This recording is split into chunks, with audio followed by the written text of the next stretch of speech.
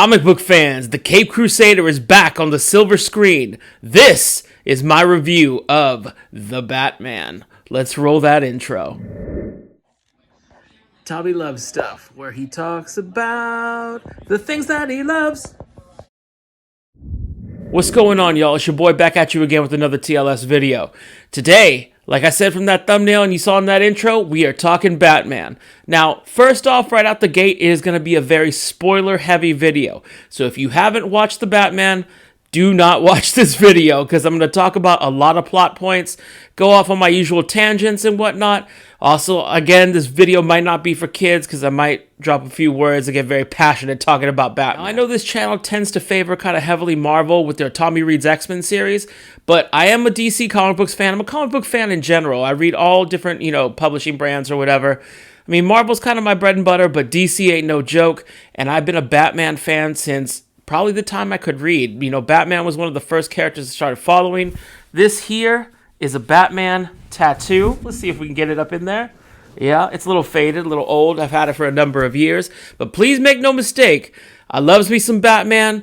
The whole Bat family is awesome. I've read the comics since I was like 5 or 6. I know my Batman. I love my Batman. So let's talk some Batman, shall we? Now, like a lot of you, I had my reservations when they said Sparkle Batman's going to be the lead.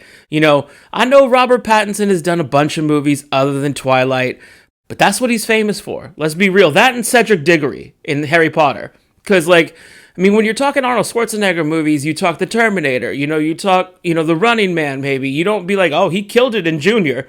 When you talk Rocky movies, when you're talking Stallone, and you don't talk about, oh, Stop or My Mom Will Shoot. That was an underrated gem, is it? But, yeah, so Sparkle Batman, when they, like all the Batmans, really, when they announce them, you're like, oh, I don't know. I think before I had the internet, in the 90s when they were putting out those Batman movies, people didn't have a lot of chance to complain unless it was just to their friends, oh, Val Kilmer's going to be Batman. But no, so like a lot of you, I had my reservations about Robert Pattinson. But I'll say this right off the bat, he wasn't awful. You know what I mean? He wasn't awful.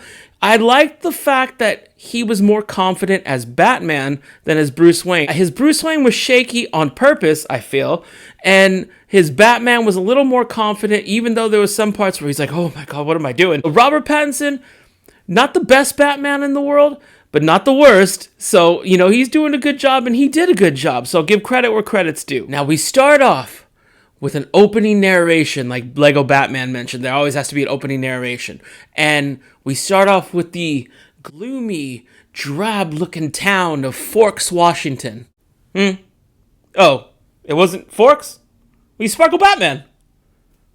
Oh, we start off with the gloomy town of Gotham City. Gotham City. Oh, yeah. Gotham City. The Gothams in the past have looked really weird with big architecture and stuff like that. This looked very dirty, very slummy and stuff. The streets were really they look beat up, they look worn. Gotham may have Zeppelins patrolling the skies, but they ain't got no street sweepers. You know what I'm saying? But Batman has been Batman for about 2 years at this point. We know that because he mentioned about 5 times in the beginning, I've been Batman for 2 years at this point. I promise I won't do the voice that much, but let me have this. I've been Batman for 2 years at this point, as we're reading his narration that he's writing in his dream journal. So then he goes and he starts Batmaning around and he starts beating the heck out of a bunch of people on the subway. Shout out to AEW Wrestling's Darby Allin with the half face paint. It seemed like it was his gimmick there. But anyway, people dressed up like clowns. And he beats the crap out of one, to the point where, even the guy who was going to get mugged was like, dude, that's enough. Now, like I said, Gotham City in the past has been, big buildings and weird architecture, and this one was dirty and stuff like that, but it was, the way the movie was filmed was really dark. Now, I know Batman movies aren't going to be some kind of sunshiny, bright colored thing, we're not watching Coco, you know what I'm saying? But, at some points it was so dark, I couldn't even see what was going on. Maybe my screen that I saw it at the movie theater wasn't that great, but, I don't know, it just seems some parts were really hard to see, when he's looking for clues and stuff, I couldn't even read what was written on the card, and yeah, so that was a little difficult, and they did this thing when you're focusing on Batman or Catwoman or whoever, everything around them was like super blurry.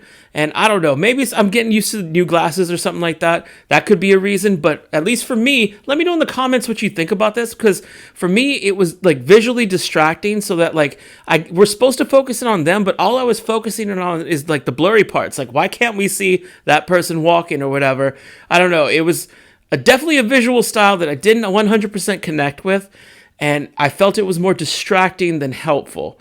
Also, side note, I don't know about you guys who saw it in the theater at the time, but when I saw it, there was an Airbnb commercial. Now, this has nothing to do with the Batman, and, you know, apologies to them for this causing me such distress, but there was an Airbnb commercial right at the beginning, right before we started the movie, and it was so shaky cam that, like, I started to get nauseous. Like, they kept spinning images and stuff like that. It was about a family checking into a big ass house, and they all had a good time, and like the grandparents were hooking up. It was a weird commercial to begin with, but it was so visually shaky cam and, you know, distorted that like I was like getting dizzy. So when we started the Batman and, you know, he's skulking around or whatever, I was like, I was taken out of it because I was like still a little bit like low key nauseous. So if you're seeing that Airbnb commercial before the movies, you know, I hope you have a better time with it than I did, but also that commercial sucked. Not a shout out to you. The anti-shout out Airbnb, that sucked. As you can probably tell by now, I'm going to be jumping all around.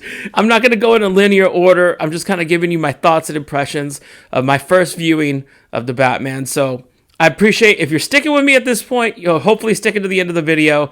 And if you like what you see, or mildly entertained so far, please like and subscribe back down here, hit that bell notification in the corner, and do your boy a solid. Help spread the word about the TommyLovesStuff channel, YouTube's best kept secret. I mean, we got a lot of great stuff on this channel, which I'll touch on later. But yeah, if you're with me at this point, hit that subscribe, help your boy out. I appreciate it. Now back to the review. Now, in the Batman, you had almost a murderer's row of character actors that were awesome. You had, you know, Andy Serkis as the Alfred. You had John Turturro as Carmine Falcone. You had Colin Farrell, who was unrecognizable, damn near unrecognizable as the Penguin, as Oswald Cobblepot. Like, when his name came up at the credits, my wife said, "Who was Colin Farrell?" And I told her he was the Penguin, and she was like, "What?" Jeffrey Wright as Commissioner Gordon. Now, don't get me wrong, Jeffrey Wright's a dope actor, and like 20 years ago, he was killing it, man, as Basquiat. If you haven't seen that movie, go see it. David Bowie's in it, so that should be enough reason for you right there. But he was even good as the main bad guy in the Samuel L. Jackson Shaft that came out in 2000. That's an underrated movie, for reals. You know, let me know what you think, but like, I liked it. But anyway, I feel like for the past maybe 10 years or so, he's been playing that same kind of role that Commissioner Gordon was, which is like the calm, you know, deep voice of reason. You know, he's working things out and coming up with a plan, and occasionally he will wipe his glasses off like he did in Westworld. You know, he's still playing that character, which name escapes me right now, but he's been playing kind of the same character, Hunger Games, whatever, for a long time now. And, you know, if that's his bread and butter, that's his bread and butter. That's what they hire him for. It's all good. But yeah, so Commissioner Gordon was good. I love the fact that the other cops did not like Batman. Even in the old school smiley face Batman days of, you know, Super Friends or whatever, the cops were always like, "You're swell, Batman." And realistically, like, why would you want some freak in a costume to do your job for you? Like, how are the people going to respect the GCPD when they're like, well, Batman's just going to come and save the day, you know what I'm saying? But side note, I know I'm going on a lot of tangents here, but go read Gotham Central. It is an incredible book. It is one of my favorite series ever. Gotham Central is dope. Anyway, back to the review of the Batman. So I love that the GCPD did not like him, and, you know, they were very leery. They were only going by Gordon vouching for him because that's how much respect he had. And yeah, so the fact that they were antagonistic towards him and he just kind of took it or whatever. You don't see that in too many Batman movies. You know, they're always like, "Hey, Bats, the great job," you know. So that was a cool point. The scene where he's trying to escape the being locked up and stuff, and he punches Gordon and stuff. That was all a cool scene when they're like whisper talking. You know, that was very well put together. I enjoyed that. Now, this brings us to Zoe Kravitz as Catwoman. I don't love Zoe Kravitz's work too much, to be honest with you. Like, I thought High Fidelity, the TV series, number one, I love High Fidelity, the book. Is one of my favorite books of all time. Movie was fantastic, but this TV series, like, everybody was great but her. She just always, I didn't buy it. You know, she always just seemed bored. And then for this movie, she kind of seemed like she didn't have much to do. Like, she wanted revenge for her friend, to find her friend, and then she wanted revenge for her friend, and then for some reason, that led to her start smooching Batman, which I'll get to in a little bit of that forced love story. But yeah, I mean, I wouldn't say it was like in a better actress's hands, it would have been better, because they obviously didn't give her a lot to do. But I would say if there was a weak link in the thing, it was probably her. No offense. Also, like, Batman didn't ask many questions. Like, she jumped off a bridge and like did a bunch of backflips and stuff and knew she was a trained fighter. He never once thought like, how did you learn how to do all this? Because I've been training like my whole life. You know, he didn't question. He was just like, oh, well, she's probably a superhero. Now, I know that the Bat and the Cat got a romance thing going in the comics. Now, it's well established. But to me, in this movie, it seemed forced. Like, all of a sudden, they're kissing. Like, to me, the romance storyline didn't need to be in this movie. Like, other than we know they end up together, kinda, in the comics. But, like, they didn't need it in this movie. I heard Robert Pattinson signed on for, like, 3 movies. I don't know if that's, you know, a rumor or not. But if it is, then they could have just established that they kind of like each other in this movie, save the kiss for the next movie. Like, it just seemed tacked on. Like, why are they have so much... Why are they so, like... I don't... And I felt like they could have stretched it out for longer rather than have them kiss and then him look kind of weirded out like it was his first kiss ever. I don't know. Did you guys get that impression too? Now, one of the things that I loved the most in this movie was the emphasis on detective work. Now, he's only 2 years in, so he's not the world's greatest detective that we know and love in the comics, but he's still learning. And the emphasis on detective work is something we don't see too much on the other Batman movies. Like, it mostly was about the gadgets. Even in the Christopher Nolan stuff, he was doing detective work, but like, it was like, let me build this elaborate gun to recreate the bullet that goes into this brick and stuff like that. And like, come on, man, it's about the gadgets. It ain't about the detective work. You doing some sleuthing or not? You gonna replace Nancy Drew as the premier detective in the world? Not with that attitude. You know, the detective work in this was good. Alfred did a lot of detective work too. Like, he was deciphering the cipher. Say that 5 times fast. He was deciphering the cipher and quicker than Bruce could. And he was helping him out a lot, even though Bruce was really shitty to him the whole time. So again, emphasis on detective work was one of the best things I loved about the Batman. It was different from all the other Bat movies in the fact that he really wanted to be a great detective rather than look at these batarangs that fly off to multiple batarangs and then look at this like credit card. I can barely get it out. Look at this credit card that I have charged to Batman that I don't leave the cave without. We've been through some tough times, haven't we, Bat fans? We've been through some tough times. So he's doing all this detective work because he wants to catch the Riddler, played by Paul Dano. Now, when they announced Paul Dano was going to be the main bad guy and stuff, I was like, that dude could probably do crazy hella good. And I was right, man. Like, he was very convincing, very scary as the Riddler. He wasn't, you know, he went the opposite way of what Jim Carrey did. No disrespect to Jim Carrey, who's I think is dope, but he decided to make his Riddler a little more creepy and stuff like that with the viral videos. I mean, that's kind of like what they did with the Joker, with, you know, the videos he filmed for whatever, like, look at me. He was creepy, and nobody's going to notice this but me, but one of the things I really liked was when he was doing the little FaceTime chat with Batman, that, number one, he needed to keep his glasses on the whole time, so shout out to my spectacle people, wearing people like myself, but that when he was doing the FaceTime, you could see the ring light that he had, or in the phone that he had, and that made me feel good about these videos because I'm always paranoid about the ring light being distracting, and now that you saw it, you can't unsee it for these videos, am I right? Now, I like the ring light part and stuff like that, that was just for me, but I like the detective work, love that, love the Riddler as the bad guy, but one of the things I thought was that the riddles were too simple. Like, maybe it's just because I was a little kid watching the Adam West Batman back in the day, But those riddles seem harder than what we got in this movie. Like, I was figuring them out as they were saying them, like probably a lot of you were. But, and maybe that was the point, like, you know, Batman's supposed to be dumber than us or something like that. But like we're better detectives than Batman. So you're like, I figured it out before the bat. But yeah, so the riddles were too simple. They couldn't figure out that he was talking about a bat when they're like, oh, it's a penguin.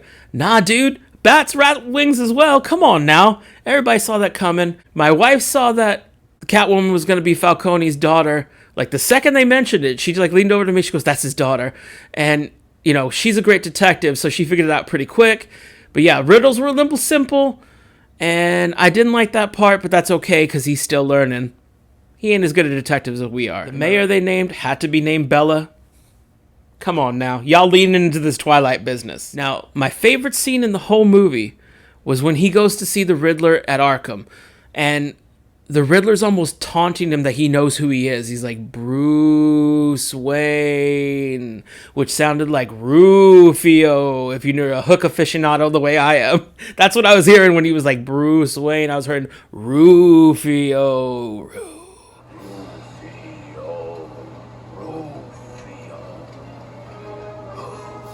Yeah, so that scene was great because the Riddler was like legit destroyed that Batman didn't share his like excitement about all the chaos that was going on around.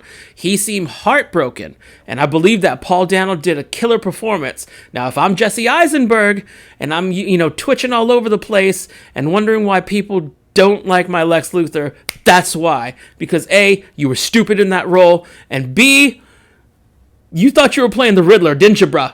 Didn't you, bruh? Anyway, Paul Dano killed it. Jesse Eisenberg sucked. Go cry in your hoodie. While we're mentioning Arkham, the fact that they went with Martha Arkham and they gave her more of a backstory. Now, I know they did that in the comics. Now, she had a different name way back in the day, but like I think around 2012, 2013, something like that. I forget which miniseries it was, but they called her Martha Arkham and they gave her family a backstory, Arkham Asylum, blah, blah, blah.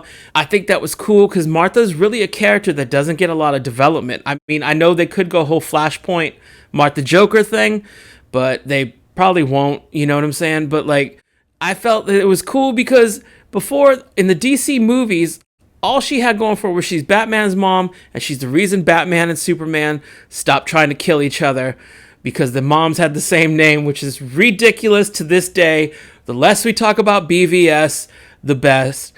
And it could have been a home run, but it ended up being a hit to the pitcher and a quick out. Yeah, that reference, I miss baseball. Go Giants. Now, Bruce was real crappy to Alfred, you know what I'm saying? He's like, you don't have no family and stuff, just making him cry practically on his deathbed. And what in the Hogwarts was up with Wayne Manor? Like, it looked the least inviting and friendly place to live ever. There was all kinds of gothic columns and stuff. It looked like when they're up in the observatory tower and Ron and Harry aren't talking and Hermione's playing mailman and stuff. That's the scene it reminded me of. And I was like, what is going on? I wouldn't want to grow up here. Like, what is my bed made of nails? Also, this bugged me. Okay, I'm just going to be honest with y'all because you enjoying this review as much as I am talking about it. Like, we just chilling, right? So, honestly, this bothered me. Like, when Alfred gets blown up, and if you're at this point and I done messed up the whole movie for you with spoilers, but here we go. If Alfred is in the hospital and Wayne Manor just got torched or whatever, for some reason, Bruce decides that's the time to A, take off my shirt and move this heavy-ass table and spray paint on the floor all this Riddler stuff. Now, the cops didn't come back to investigate, and they see all this stuff and be like, obviously Bruce Wayne is the Riddler. Am I right? He blew up his butler to try to throw us off the scent, who he don't even like. He's always belittling in public and stuff when he does go out. Guy looks like he needs some sun. Why is he sparkling in the sunlight? The fact that he did that, it seemed obvious that like Bruce Wayne would be the prime suspect for the Riddler if the cops go back. It was a dumb scene. I know they didn't want to do the whole, oh, let me tie some string to this person on a board or whatever, but it just seemed unnecessary, and he's destroying his own house. What is wrong with you, rich boy? Now, the Riddler's whole motivation, his grand scheme, the reason he thought Batman and him were going to be best friends was for something I like to call the reverse orphan wink. Now, in The Dark Knight Rises, Robin, don't even get me started on that. Robin was like, you know what it's like to be an orphan, Mr. Wayne, because you grew up without parents, and so did I, and that's why we're going to clean up this city, you and me. And he's like, yeah, all right, calm down, kid, and stuff like that. But he was giving him the, I saw you were an orphan back in the day. I saw it in Batman's eyes, and I told everyone, and they was like, nope, you're crazy. He hit him with the orphan wink, and that's how he knew it was. But no, this was the reverse orphan wink, because this guy was like, this rich boy doesn't know what it means to be an orphan. He hasn't suffered a day in his life other than the day his parents got killed. And nah, he don't know what life's like us, how we grew up. This is how we be. The reverse orphan wink is what motivated the Riddler to do what he did. And when, like I said, when Batman told him you're a freak, he was just devastated. And it was an incredible scene. Like I said, my favorite in the movie, I think. The Joker cameo towards the end of the movie. Okay, the Joker's great, don't get me wrong. Love the Joker. There's so many great comics with the Joker, and the Joker is in every iteration with Batman, and that might be the problem, is that it's almost like a Simpsons Poochie scenario, where, like, if the Joker doesn't show up, people are going to spend the whole movie saying, where's the Joker? Until he does show up. So it's kind of a double-edged sword, that you want the Joker in the movie so you could start comparing Jokers the way you're doing a Batman, because there's so many Jokers at this point. Shout out Cesar Romero, the Latino Joker. But you can't have him not be in the movie. You can't have him not be in the franchise. You know what I mean? So it's almost a curse and a blessing to have the Joker in the Bat franchise. This cameo was cool. It was enough to wet the whistle. Just like when they showed a Joker card in Batman Begins. It was a little teaser to what you might get, you might not. I hope it's not Joaquin Phoenix, and it won't be, given by, who we saw in there, because that movie, don't come at me, it was trash. I don't care. Anyway, I hated it. So, Joker cameo in this one, good. But we'll see what happens with Poochie next. Now, the ending was like a kind of mixed bag for me, because like, the Riddler was a cerebral villain. It was all up here and stuff like that. It was a cat and mouse game. He was playing Batman, doing all this kind of stuff. But we can't have him not punch something at the end of the movie. You know what I'm saying? People are going to be disappointed. It's not like he has to fight a giant beam in the sky like every other superhero movie. This is Batman, y'all. He needs to put up a nice helping of hands. And that's what he did, because they were like, why have him punch the Riddler when he could punch 30 Riddlers? 30 Danos. All here with their glasses and goggles. Now, was the glasses an aesthetic for them, or did they all need glasses? Like, this was a whole lens crafters of people coming to beat up Batman and mess with Gotham. Also, Gotham is easily destroyed by just like 6 bombs across the water. Build a bigger dam. Build some more defenses that the whole city won't flood if you blow up one little rock. You know what I'm saying? Anyway, so we needed him to punch something, and that was okay. But then we got this like Lord of the Rings-esque 15 endings afterwards. We're like, here he is helping people. Here he is stabbing himself with venom. That was my theory and my wife's theory, that, whatever it is he shot himself with, that was like adrenaline or something, like the early mock-up with the Bane venom. That's what we're going to go with. Until I'm proven different, that's our theory. Trademark TommyLovesStuff channel. And me and executive producer wifey. He's riding on, to a cemetery. Then he's riding off of the cemetery. And then, we check on Alfred. And then we go to the Joker. It was 15, 20 endings. Just end the thing, man. They could have trimmed off, a good 25 minutes of, people not showing their boots. The dude who directed it has serious boot fetish, am I right? Like, we kept seeing his Doc Martens clanging and a-janging while he's a-walking and a-talking. And then we kept seeing people, like, walk into buildings and stuff. Like, we see their shoulders and their profile as they walk into a club. Everything's blurry. Like, we trimmed some of that. Got an easy 2.5 hours. Nice, tight, clean 2.5 hours. And we end with him, saving the day.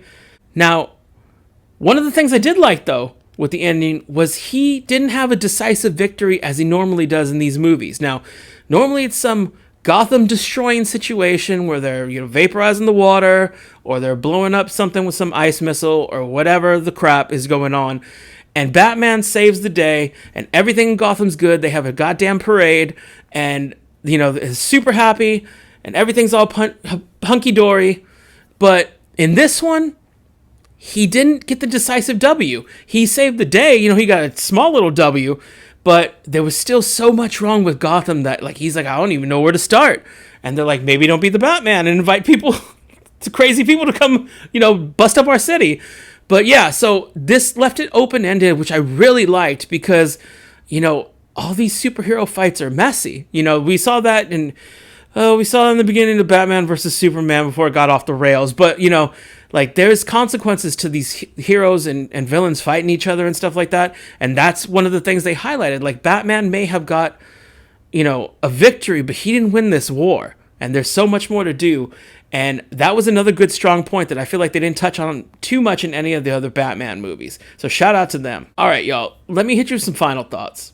Okay, so the Batman, I'm going to give, on a scale of 1 to 10, I'm going to give a 7.5 out of 10. And let me tell you why. Like I said, I did enjoy different parts in the movie. I thought there was a lot of great acting in it. I thought some of the scenes were incredible. It was a little long for my taste, and some of the cinematic choices that they had with the blurry cam and all the shots of the boots and stuff like that, I didn't much care for. But I wouldn't say it was the greatest Batman movie, but it definitely did Batman some justice. You know what I'm saying? It wasn't trash, and it wasn't, the high water mark or something like that. It was kind of in the middle for me. I think when it comes to probably HBO Max, which I heard as of this recording is in about a month it's going to come, which is a fast turnaround for a movie. I'm probably going to watch it again, and I know I'll get a bunch of different stuff from there. I appreciated some of the Easter eggs, like when they shouted out Zorro, or he's like, you guys aren't the world's greatest detectives, stuff like that, little Easter eggs for the comic book fans like myself, who are like, the end credits thing, like you have to go to some website or whatever, I ain't doing that, it's too much work. Anyway, so 7.5 out of 10, I really enjoyed it. The popcorn was really good.